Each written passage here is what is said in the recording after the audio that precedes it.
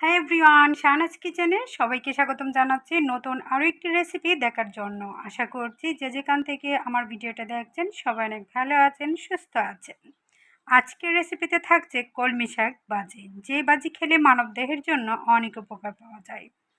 কলমি শাকে রয়েছে প্রচুর পরিমাণে ভিটামিন সি, এটি অ্যান্টিঅক্সিডেন্ট হিসেবেও কাজ করে এবং শরীরের বিভিন্ন রোগ প্রতিরোধ করে। এছাড়াও পর্যাপ্ত পরিমাণে আয়রন থাকার কারণে এই শাক অ্যানিমিয়া রোগীদের জন্য দারুণ উপকারী।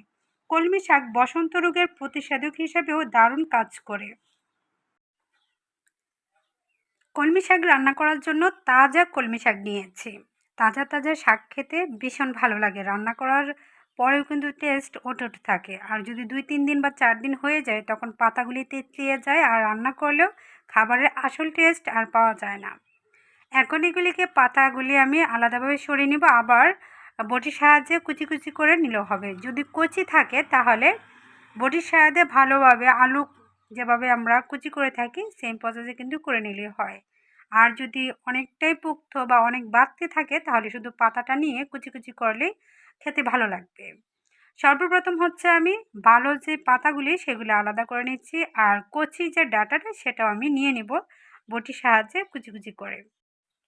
রান্না কম বেশি আমরা সকলেই পারি, কারো রান্না একটু টেস্ট বেশি হয়, কারো রান্না একটু কম হয়, কিন্তু সকলেই পারি। আজকে আমি আমার মতো করেই শাকভাজির রেসিপিটা শেয়ার করছি।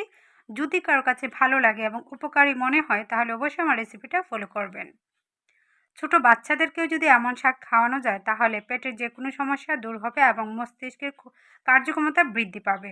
আবার স্বাস্থ্যের পরিমাণও আস্তে আস্তে বেড়ে যাবে। খিচুড়িতেও কিন্তু এই পাতাগুলি দিয়ে আপনি খিচুড়ি রান্না করতে পারবেন বিভিন্ন সবজির সঙ্গে। যাদের মুখে রুচি কম বা গ্যাস্ট্রিকের সমস্যা আছে তারা এই শাক খেলে দেখবেন অনেকটাই আরাম পাবেন।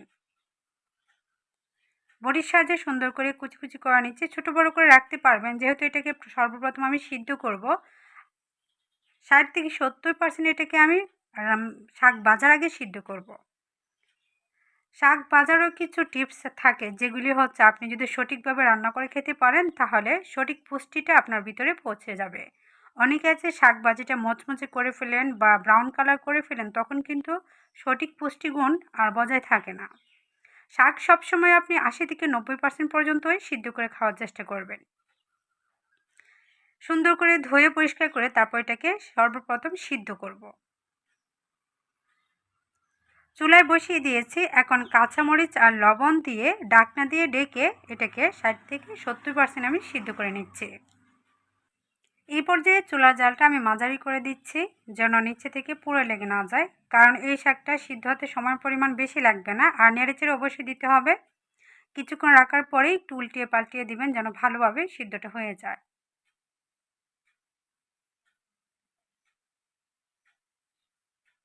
সবুজ যে কোনো শাকসবজি খেলে মানবদেহের জন্য বিশেষভাবে উপকার করে থাকে। সিদ্ধ করা কমপ্লিট, এখন শাকটাকে রান্না করব। পেঁয়াজ রসুন আমি তেলে ভেজে নিচ্ছি। তেলের পরিমাণ যত কম খাবেন ততই ভালো। অনেকে মনে করি তেল কম দিলে দেখতে কালার সুন্দর কম দেখায় বা খেতে কম ভালো লাগে, সেটা কিন্তু নয়। আপনি রুচি বা শরীর স্বাস্থ্যের জন্য তেল কম খেলে অনেক উপকার পাওয়া যায়। তেল প্রচুর হয়ে গেলে শাকের মধ্যে গ্যাস্ট্রিকের সমস্যা বেশি হয়ে যায়। তো 80% আমি আবারও সুন্দর করে ভেজে নিয়েছি। পেঁয়াজ রসুনটা কিন্তু আমি ব্রাউন কালার করি নাই, সুন্দর করে যখন 80-90% হলো তখনই কিন্তু শাকটাকে আমি নামিয়ে নিয়েছি। সম্পূর্ণ শাক রান্না আমার কমপ্লিট। কেমন লাগলো অবশ্যই কমেন্ট করবেন। শাক যদি রান্না করে খেতে হয় এভাবেই খাবেন, 100% না সিদ্ধ করে না ভেজে।